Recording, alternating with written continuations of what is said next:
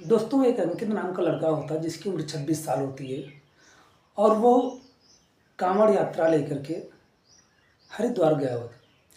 हरिद्वार जाने के बाद जब वो जलाभिषेक करता है तो बाबा से एक मन्नत मांगता है।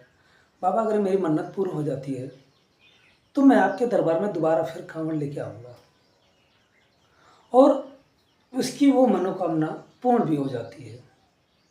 और इन सब की फ़ोटो वगैरह वो सोशल मीडिया पे डालता रहता है क्योंकि वो इंस्टाग्राम पे बहुत एक्टिव रहता है।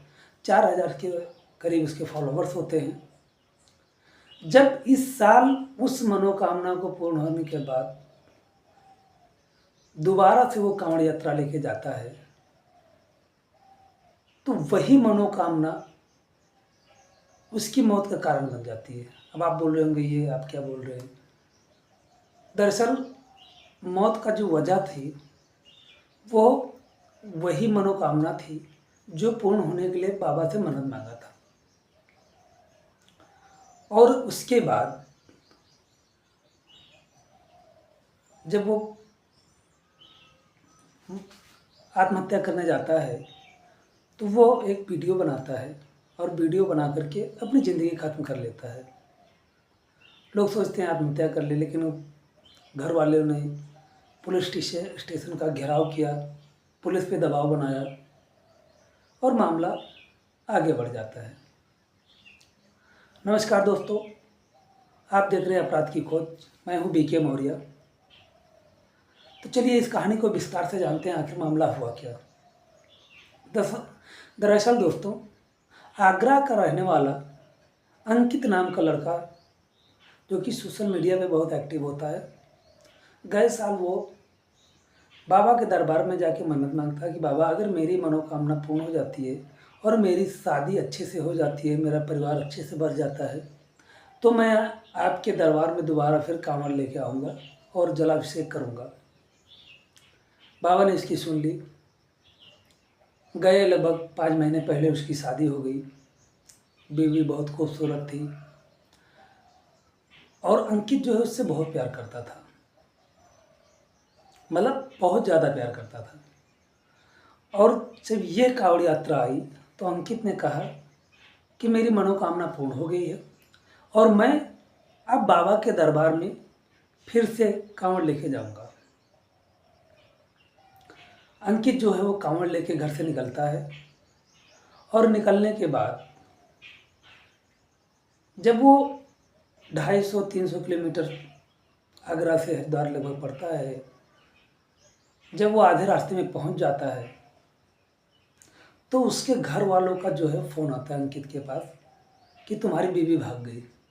पहले तो अंकित को विश्वास नहीं होता, भरोसा नहीं होता कि मेरी बीवी मुझसे बहुत प्यार करती है। और कभी कोई ऐसी बात तो उसने सुनी नहीं थी या किसी से बात करते हुए नहीं सुना कि हाँ मेरी बीवी किसी से बात करती है या किसी के चक्कर में हो, किसी के बहकावे में हो। तो अंकित को भरोसा नहीं होता कि ऐसा मतलब हो सकता है। अंकित ने अपनी वाइफ को जो है वो कॉल लगाया, मैसेज किया, लेकिन उसका कोई रिप्लाई उसको नहीं मिला।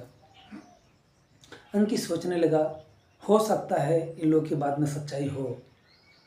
अंकित सोचने लगा, अगर मैं वापस जाता हूँ तो मेरी कांवड़ जो है वो भंग होगी, क्योंकि आप लोग को भी पता है अगर कांवड़ रास्ते में छोड़ दिया जाए तो भंग हो जाती है, अगर उसका पानी गिर जाए तो भंग हो जाती है, मतलब वगैरह वगैरह कई सारे रीजन्स हैं।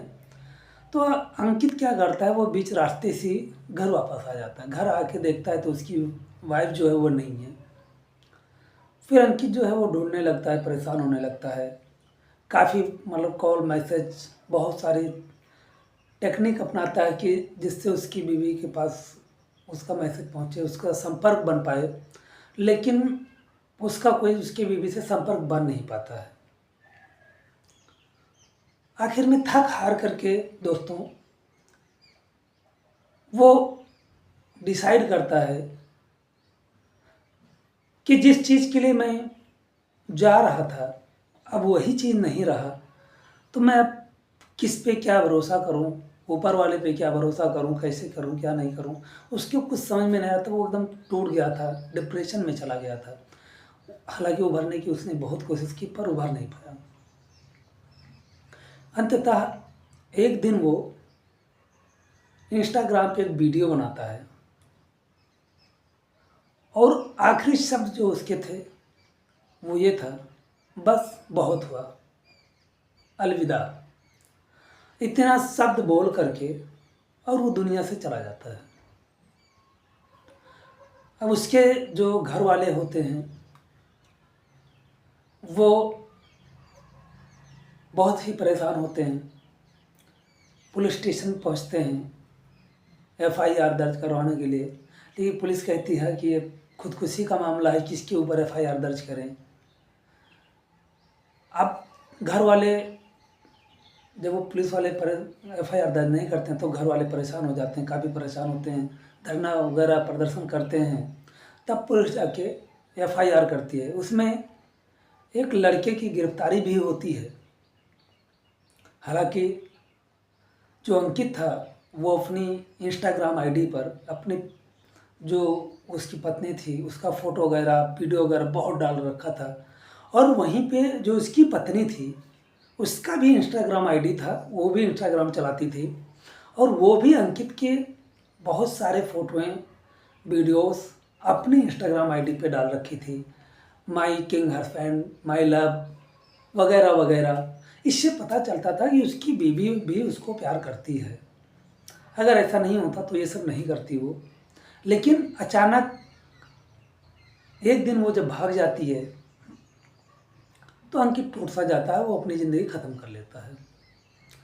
अब पुलिस एक लड़के को गिरफ्तार करती है और पुलिस कहती है, घर वालों का कहना है कि जो लड़की के घर वाले हैं उनकी तरफ से कोई रिस्पॉन्स नहीं, लड़की तो भाग गई वो अलग चीज़ है, लेकिन लड़की के जो घर वाले हैं कहीं ना कहीं उनका भी हाथ है इसमें।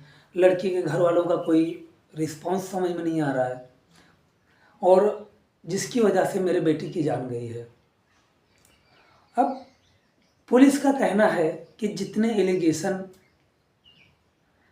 लड़के के घर वालों ने लड़की पर, लड़की के घर वालों पे लगाया है, उसमें से सारी बातें तो सही नहीं हैं, क्योंकि पुलिस भी भाई इतनी क्राइम की इन्वेस्टिगेशन करती है तो पुलिस भी जानती है कौन कितना सच बोल रहा है।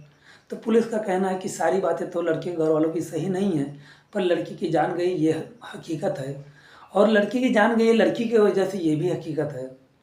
लेकिन अभी तक लड़की का कुछ पता नहीं चल पाया कि लड़की आखिर गई तो कहाँ गई है, तो कहाँ है, मतलब जिंदा भी है कि या मर गई, अभी कुछ पता नहीं चल पाया है। और पुलिस के हाथ एकदम खाली हैं। अब आगे क्या होता है वो भविष्य के गर्भ में छिपा हुआ है। लेकिन यहाँ पे एक सवाल उठता है कि किस पे भरोसा किया जाए। इतना प्यार करती थी उसकी बीवी और अचानक छोड़ के चली गई, तो इस पे किस पे भरोसा किया जाए। कहना यही होगा कि बहुत सोच समझ कर शादी ब्याह करें, शादी विवाह किया जाए। भाई एक दिन का रिश्ता होता नहीं, पूरी लाइफ का रिश्ता होता है।